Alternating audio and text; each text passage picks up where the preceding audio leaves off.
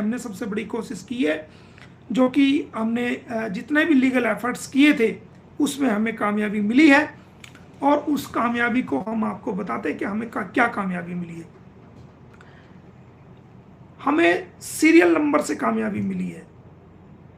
आपने देखा होगा, मैंने अभी जब ये एफआईआर हुई है, ये 3/7/2023 को ये पकड़े गए हैं। एफआईआर इसकी बाद में हुई है। तो अब हम आते हैं लीगल पॉइंट्स पर कि हमें कहाँ कामयाबी मिली, कैसे हुआ। 3 तारीख 7वां महीना 2023 को इन बच्चों को और सीमा हैदर को बल्लभगढ़ से अरेस्ट किया जाता है, और रबूपुरा में जाकर के 4 तारीख को एफआईआर नंबर 159 जो है इनके खिलाफ दर्ज होती है, सचिन के खिलाफ, उसके फादर के खिलाफ और इनके खिलाफ, और इसको न्यायालय में पेश कर दिया जाता है। और एफआईआर जो मैंने डॉक्यूमेंट नंबर 1 लगाया है पोस्ट में, उसमें लिखा है कि इसको कहाँ से गिरफ्तार किया, इसको बल्लभगढ़ से गिरफ्तार किया। और जो डॉक्यूमेंट नंबर 2 मैंने लगाया है वो आपने पढ़ लिया होगा, वो मैंने इसीलिए पहले लाइव आने से पहले लगाया था कि ताकि आपको समझ आए। अब मैं आपको डॉक्यूमेंट नंबर 2 पढ़ के सुनाता हूं कि उसके अंदर क्या लिखा हुआ है।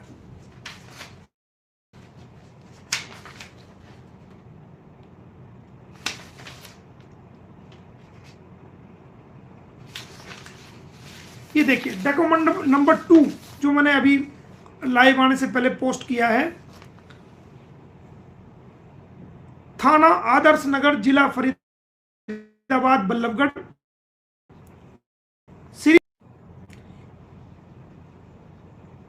ये कोर्ट में लिख के दिया है एसएचओ ने खुद के, श्रीमान जी ऑनरेबल सेशन जज में लिख के दिया है, सेशन जज साहब के सामने लिख के दिया है कि निवेदन है कि 753924 के संबंध में 3/7/2023 व 4/7/2023 के नकद के रपट रोजनामचा रिकॉर्ड को चेक किया गया, लेकिन सीमा हैदर व उसके बच्चों की गिरफ्तारी के संबंध में थाना आदर्श नगर, बल्लभगढ़, फरीदाबाद में किसी प्रकार का कोई रिकॉर्ड नहीं मिला, जो कि रिकॉर्ड के मुताबिक सीमा हैदर व उसके बच्चों की गिरफ्तारी थाना आदर्श नगर, फरीदाबाद के अधिकार क्षेत्र में नहीं पाई गई है।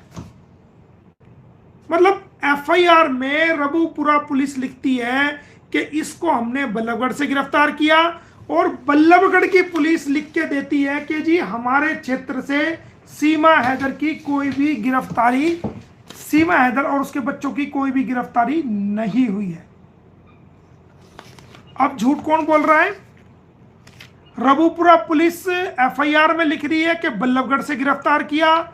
बल्लभगढ़ की पुलिस बाकायदा कोर्ट में एफिडेविट दे रही है, स्टेटमेंट ऑन ओथ दे रही है, वो एफिडेविट ही होता है, और लिख के अंडरटेकिंग दे रही है, मोहर मार के जी सीमा हैदर यहां से गिरफ्तार ही नहीं हुई। तो कौन झूठ बोल रहा है? अब इसमें क्या कामयाबी मिली? कामयाबी नंबर 1, ऑनरेबल सेशन जज साहब का मैं थैंक यू करना चाहूंगा, माननीय अदालत का थैंक यू करना चाहूंगा कि ऑनरेबल कोर्ट ने एसएचओ रबूपुरा को कोर्ट में हाजिर होने का ऑर्डर जारी कर दिया, नंबर 1।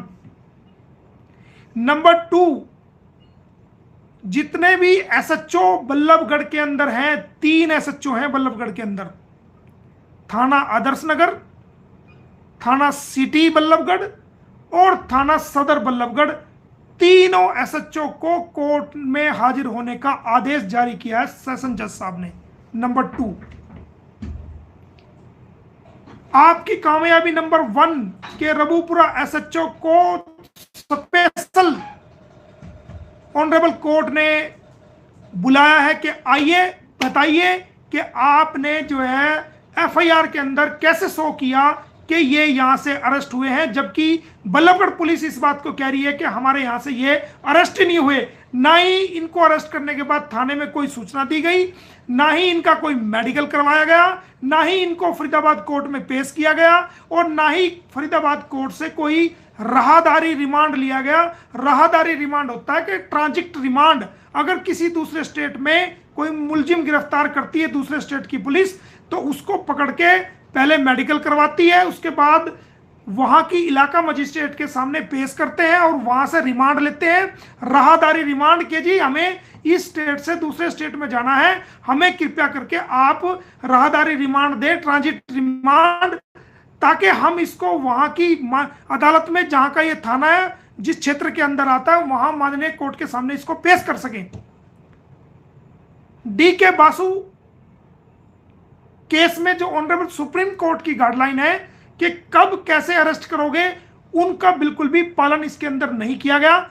तो ऑनरेबल कोर्ट ने एसएचओ रघुपुरा को तलब कर लिया कि आओ कोर्ट में बताओ कि तुमने कहां से इसको अरेस्ट करा और तुमने एफआईआर के अंदर कैसे लिखा, नंबर 1।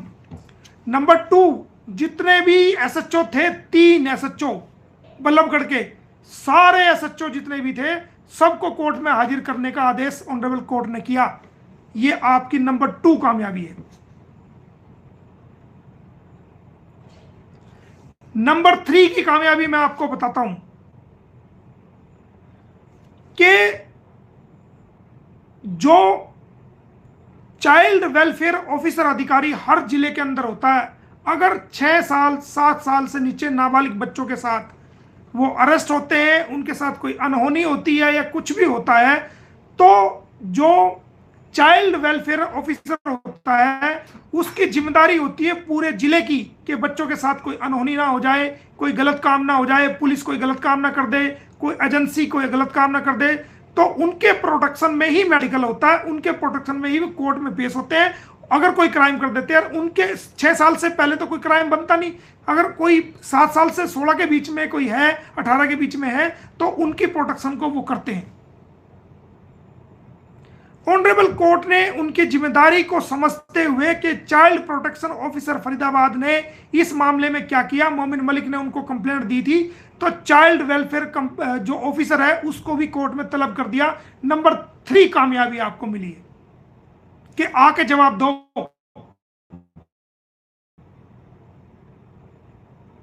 बताओ इस मामले में क्या हुआ है। जब ये बच्चे यहां से पकड़े गए थे तो आप कहां पर थे, आपको कंप्लेंट दी गई तो आपने क्या कार्रवाई करी, आप बच्चों से जाके वहां पर क्यों नहीं, आपने जाके उनका हालचाल क्यों नहीं जाना। वो सारी बातें हम पूछेंगे और वो सारी बातें कोर्ट के सामने उनको जवाब देना पड़ेगा।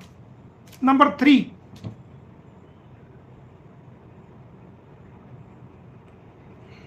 नंबर 4, जो हर जिले के अंदर एक कमेटी होती है, चाइल्ड वेलफेयर कमेटी, जो बच्चों को, जो लावारिस बच्चे होते हैं या कुछ ऐसे बच्चे जो पकड़े जाते हैं नशे में, आवारा घूमते हुए, भीख मांगते हुए, या कोई भी लावारिस किस्म के लोग, या कोई ऐसे जिन कोई घर ठिकाना नहीं होता, या जिनका कोई लीगल मैटर होता है, या कोई इलीगल तरीके से कोई भारत में आ जाता है, चाहे वो किसी भी देश का है, ऐसे बच्चों को जो CWC जो देखती है, चाइल्ड वेलफेयर कमेटी, उनको भी जो है उनकी जिम्मेदारी को सौंपते हुए उनको भी ऑनरेबल कोर्ट ने ये बाकायदा आदेश दिया है कि सीमा हैदर, गुलाम हैदर के जो 4 बच्चे हैं, उनकी मेडिकल रिपोर्ट, उनको उनकी मेडिकल करा करके उनकी मेडिकल रिपोर्ट कोर्ट में पेश की जाए, मेडिकल रिपोर्ट के साथ वो कोर्ट में पेश हों।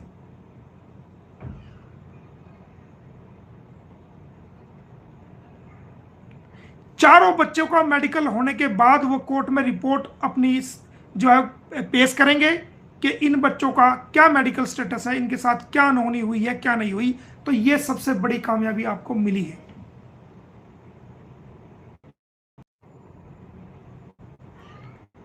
नंबर 5, गुलाम हैदर को ऑनरेबल कोर्ट ने भारत सरकार के बड़े अधिकारी को ये अपने इसमें आदेश फरमा करके कहा है कि गुलाम हैदर को कोर्ट में पेश करिए। जो विदेश मंत्रालय के बड़े अधिकारी हैं उनको बाकायदा आदेश फरमा करके जो है वो भेजा है कि गुलाम हैदर को सेशन कोर्ट में पेश करिए ताकि वो अपनी बात को यहां पर रख सके।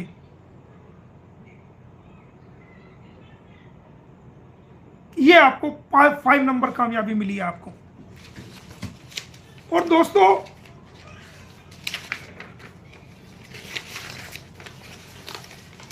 एक मैंने कम्युनिटी पे, और बाकी मैं बच्चों की भी अभी बताऊंगा ये 5 कामयाबी आपको मिली है, थोड़ा सा धैर्य रखो। जो मैंने डॉक्यूमेंट नंबर 3 लगाया है उसके बारे में भी मैं आपको बता देता हूं। जो डॉक्यूमेंट नंबर 3 लगाया,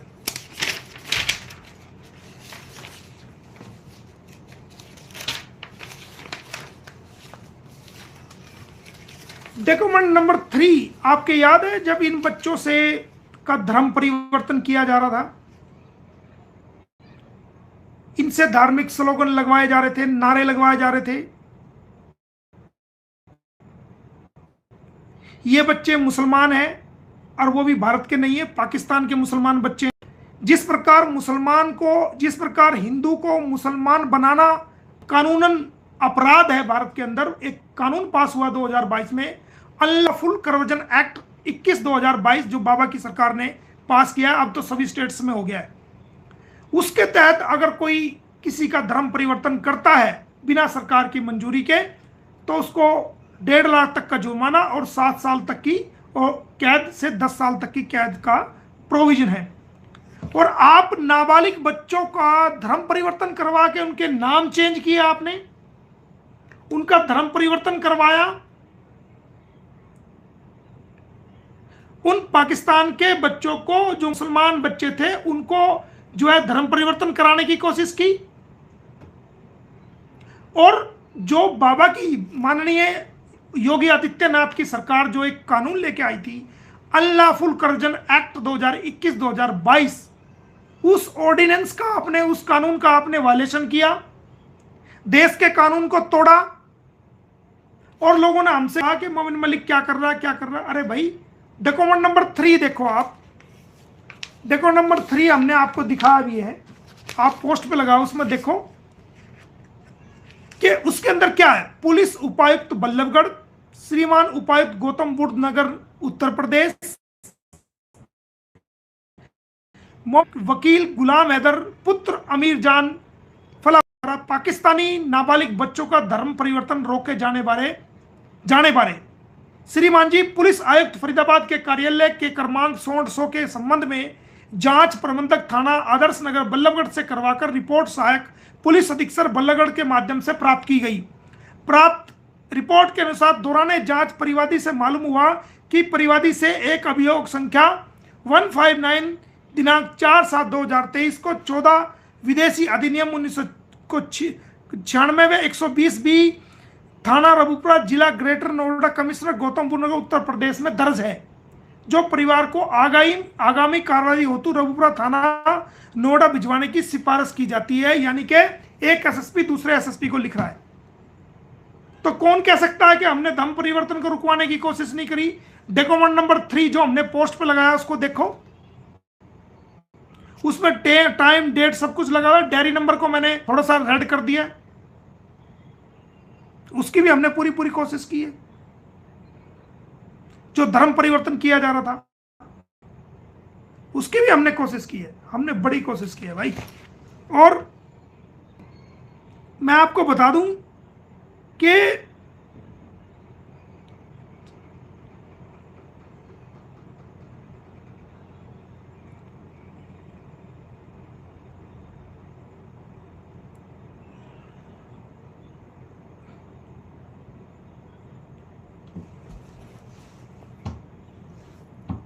अब बच्चों का क्या, अब बच्चों के बारे में जो माननीय अदालत ने आदेश पारित करा है हरियाणा सरकार को कि कंसर्न्ड अधिकारी को, मैं आपको बता दूं और सभी को बधाई देता हूं जिन लोगों ने, सभी यूट्यूबर्स भाइयों को, सभी यूट्यूबर्स भाइयों को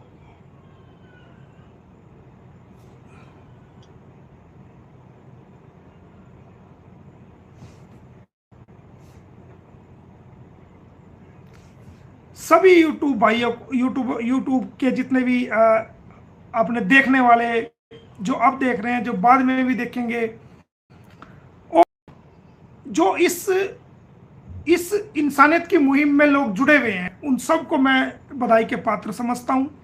और सबसे बड़ी बात है जो हमारे बड़े भाई अंसार बरनी साहब, अंसार बरनी जी का एक ब्रांड है जो कि भारतीय कैदियों के लिए, पाकिस्तानी नहीं बल्कि दुनिया के हर मुल्क के लोगों के लिए वो इंसानियत का काम करते हैं। बड़े भाई हैं हमारे, बड़ा काम किया उन्होंने, बड़े हिंदुस्तान के लोगों को जेलों से छुड़ा छुड़ा के उन्होंने भिजवाया है। वो एक ब्रांड है और केंद्रीय मंत्री भी रहे हैं, माने हुए मजे हुए वकील भी हैं। अब बुजुर्ग हो गए हैं, सेहत उनको ऊपर वाला सेहत दे। हमारे बड़े भाई है, उनको सबसे पहले मैं मुबारकबाद देना चाहूँगा कि उनको भी इस बात की मुबारकबाद कि उनके इस कार्य में एक बहुत बड़ी कामयाबी मिली है और आने वाले समय में ये काम जरूर जो है पूरा जल्द से जल्द होगा। मैं उनको, उनकी पूरी टीम को, एकरा जुनेरो है जो उनकी जो ऑफिस को संभालती हैं,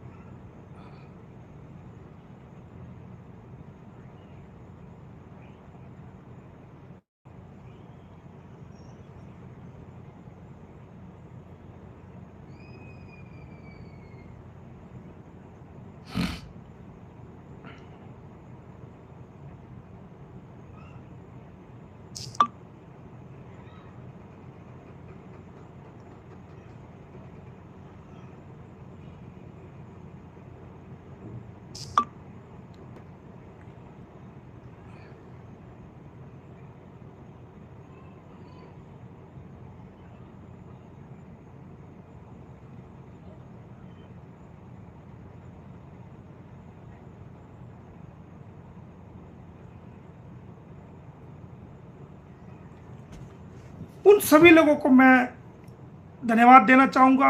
एक एडवोकेट हैं हमारी कुरातुलैन जी, जो कि अंसार बरनी ट्रस्ट की एक बहुत ही अच्छी एडवोकेट हैं, लीडिंग है और लीडिंग लॉयर हैं और उनको काफ़ी ह्यूमन राइट्स के मैटर्स को वो देखती हैं। उनका भी बहुत बहुत धन्यवाद है। उन्होंने सारे डॉक्यूमेंट्स का इंतजाम किया, जो भी कहता हूँ मैं सारे डॉक्यूमेंट्स का वो सारा स्पेशल वो कराती हैं हर तरीके से। और गुलाम हैदर को भी मैं इस बात की मुबारकबाद उसकी फैमिली को भी और सभी लोगों को देना चाहूँगा। इन सब के आप पात्र हैं। और अब कोई बात अगर मेरे से छूटी हो तो बता दो, फिर वे लास्ट आ रहा है, मैं उन बच्चों के बारे में जो ऑर्डर पास हुआ वो सबको बताने जा रहा हूँ।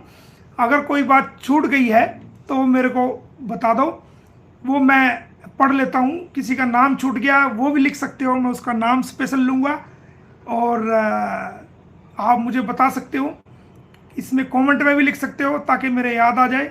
और बाद में भी मैं किसी का छूट गया तो वो भी मैं बताऊंगा आपको। फिर उसके बाद में बच्चों की आपको एक वो खुशखबरी देने जा रहा हूँ कि जो हुआ है। ये टेल मी,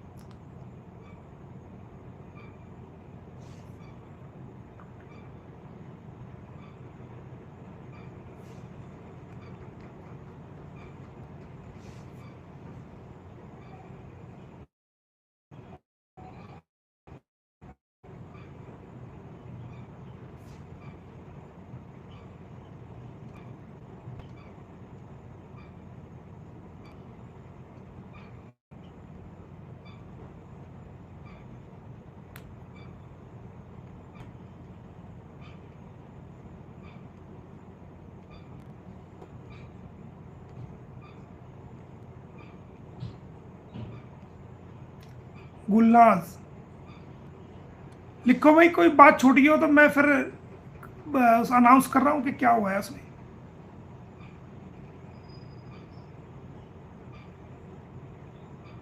हाँ, केजीएन महिला मंडल, हाँ ये भी रह गई थी भाई। दिग्विजय कुमार, सुनीता गुजरी, यस सुनीता गुजरी, वो लड़की बहुत मेहनती लड़की है। यस, उसका मैं डबल कहना चाहूँगा। सुनीता गुजरी बहुत ही मेहनती लड़की है, अच्छा बोलती है, उसका भी स्पेशल धन्यवाद। तीखी मिर्ची का भी धन्यवाद। ठीक है, और नाम बताओ भाई गुलनाज। जो रह गया मैं फटाफट ले देता हूँ, उसके बाद ख्वाहिशे जी आपका ले दिया मैंने नाम। और मंजू गोस्वामी बिल्कुल मैन लोबी में मंजू गोस्वामी। और भाई मेरे ये मंजू गोस्वामी बिल्कुल मैन, स्पेशल बहनों में है हमारी सब लोग, सरिता, मंजू, ये सब लोग स्पेशल फ्रेंड्स में, स्पेशल दोस्तों में हैं। सारी बहनें जितनी भी है सब नमटाक बाग। एक एक सवाना सवाना लड़की थी एक, वो आजकल शायद नहीं मिल रही। वो भी काफ़ी शुरू में उसने मेहनत की है, बाद का मुझे पता नहीं क्या हुआ क्या नहीं हुआ। और एक साक्षी लड़की थी, साक्षी मेरठ से। एक रीना, केजी ऑफिसर का मैंने ले दिया नाम। रूपा। और कोई हो तो बताओ भाई, नाम लेता हूँ मैं सभी का। Poonam Verma, congratulation sir. पायल, हाँ रूबी, यस रूबी, रूबी लड़की भी, यस ठीक याद दिलाया आपने, थैंक यू। दिलकश, बहुत ही लड़की अच्छी है वो, अच्छा बोलती है। और बिल्कुल बिल्कुल। रश्मि मिश्रा को तो मैंने ले दिया। एक बहन और रह गई हमारी, चश्मा लगाती है, उसका नाम सोनी है शायद। हाँ वो भी, उसने भी काफ़ी मेहनत करी है। और कभी कभी हो जाता है इधर उधर। आशा गौर, बिल्कुल, आशा जी एक बहन है, बहुत अच्छा बोलती है वो। और एक जो जिन लोगों ने, कुछ लोगों ने गालियां दी हैं देवी देवताओं को और भारत को, उनको, उन पार्ट की मैं निंदा करता हूं। और उन पार्ट के अलावा जिन लोगों ने सही और ठीक काम किया है, उन्हीं लोगों ने जिन्होंने गलत भी किया है, उस हिस्से की मैं निंदा करता हूं। और जिस हिस्से में उन्होंने अच्छा काम किया है, उन लोगों, उनकी मैं उसमें उसमें जो है धन्यवाद भी करना चाहूंगा। और जिसमें गाली गलौज का और धर्म के खिलाफ या उसके खिलाफ कोई बात कही है, उसकी कड़ी से कड़ी मैं निंदा भी करना चाहूंगा। तो जो जिसने किया है, रूबी दिलकश बिल्कुल है।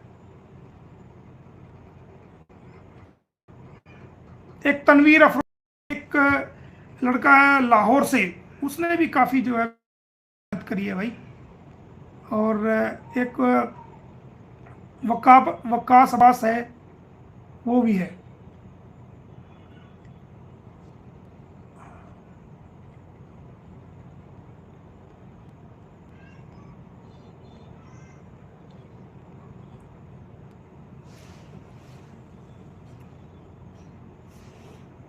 सद्दाम हुसैन, हाँ डोली का मैंने नाम लिया, पहले डोली का लिया है, पहले नाम लिया डोली। माया थडानी, डोली, और इनका नाम मैंने लिया है। एक एक थी कमला, एक वो कविता, कविता भी बहुत अच्छा बोलती थी कविता। सुनीता, सुनीता गुजरी का भी लिया है मैंने नाम। संतोषी। और भाई मेरे, जो कुछ नाम रह गया हो तो बताओ जल्दी से, उसके बाद फिर मैं लास्ट में बता रहा हूँ।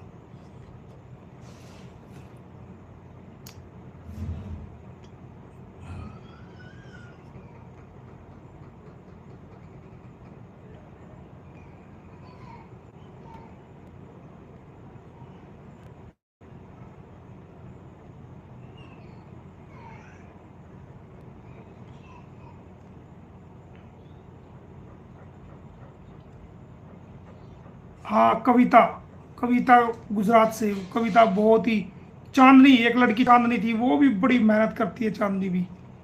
और मंजू गोस्वामी है, एक मंजू 1.1 है। और भाई काफ़ी लोग हैं। अच्छा, जिस रूपा, किसी का अगर रह भी जाएगा ना, तो आप चिंता ना करना, ठीक है। मैं उनका जो है स्पेशल एक बनाऊंगा, स्पेशल थैंक्स लिखूंगा। जो कोई रह भी जाएगा तो किसी को ये नहीं करना कि भाई मेरा नाम नहीं लिया सर ने।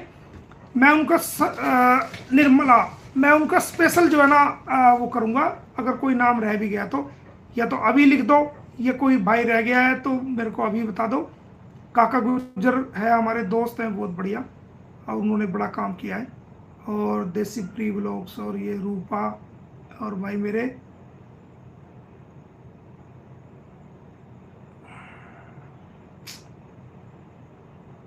हाँ बिल्कुल बिल्कुल बिल्कुल बिल्कुल बिल्कुल बिल्कुल। ठीक है, तो अब सुनो भाई अनाउंसमेंट। अब मैं आपको ये बता रहा हूँ कि क्या है, कि आपको जो ऑनरेबल कोर्ट ने बच्चों के बारे में जो ऑर्डर जारी किया है, ऑनरेबल कोर्ट ने, ऑनरेबल कोर्ट में ने चारों बच्चों को, जो गुलाम हैदर के 4 बच्चे हैं, उन चारों बच्चों को सरकार को, हमारी हरियाणा सरकार के कंसर्न अधिकारी को यह आदेश दिया है कि चारों बच्चों को कोर्ट में हमारे सामने पेश करो।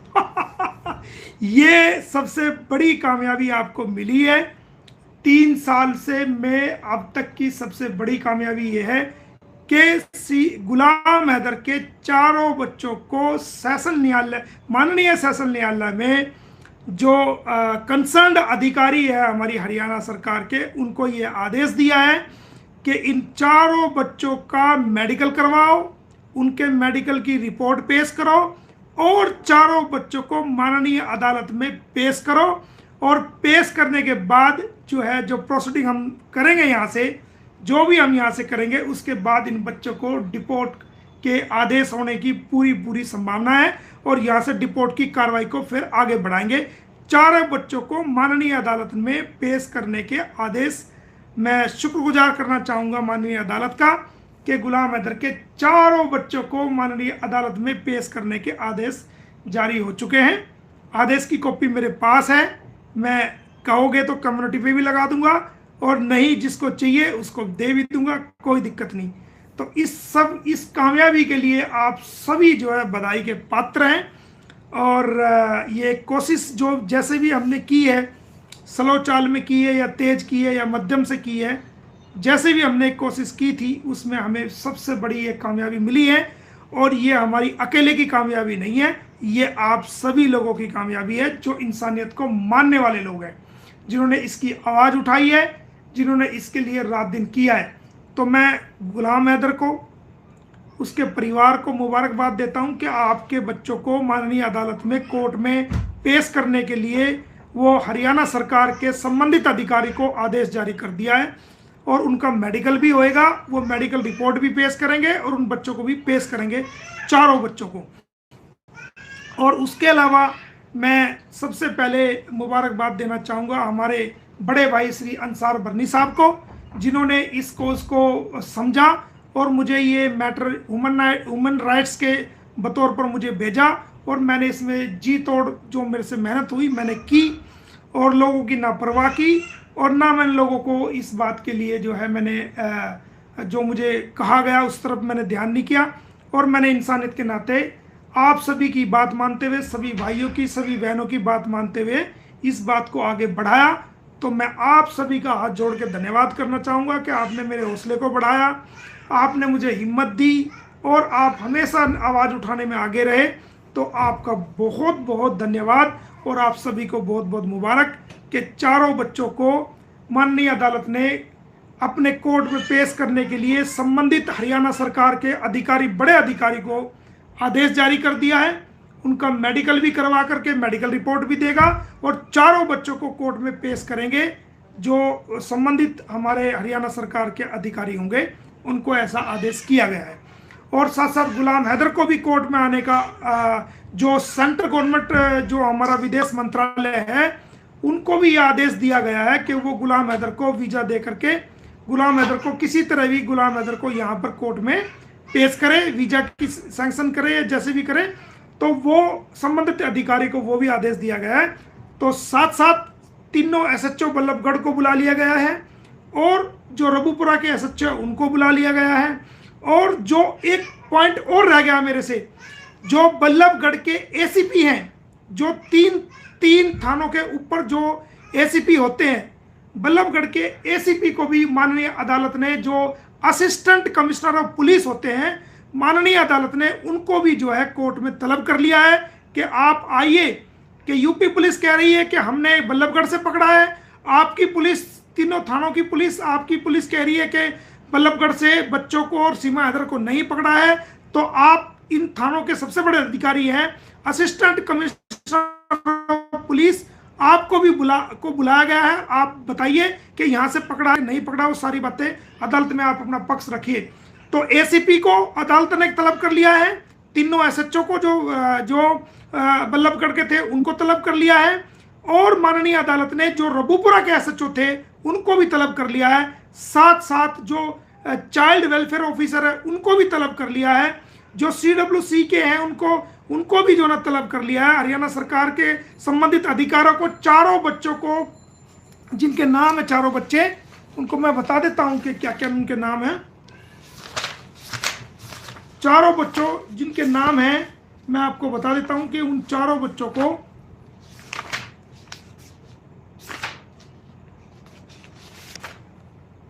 ये चारों बच्चों को तलब कर लिया है, जो कि उनके नाम इस प्रकार हैं कि हाँ, फरवा पुत्री गुलाम हैदर, और उसके बाद जो है फरवा के बाद फराह बातूल, और उसके बाद जो है लड़का है फरहान अली, और एक लड़की एक फरिया बातूल।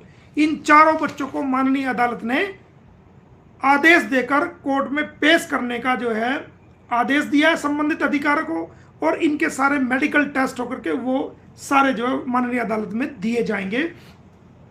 ये आपकी बहुत बड़ी कामयाबी है। ACP को भी बुला लिया, तीनों SHO को बुला लिया, रबूपुरा के SHO को बुला लिया, और जो चाइल्ड वेलफेयर अधिकारी है उनको बुला लिया। और इन सब के लिए आपको मैं धन्यवाद देना चाहूँगा जो इस लड़ाई को लड़ रहे थे, जो यूट्यूब पे या किसी भी चैनल से या माध्यम से, फेसबुक से, कैसे भी इस आवाज़ को उठा रहे थे, उन सभी का धन्यवाद।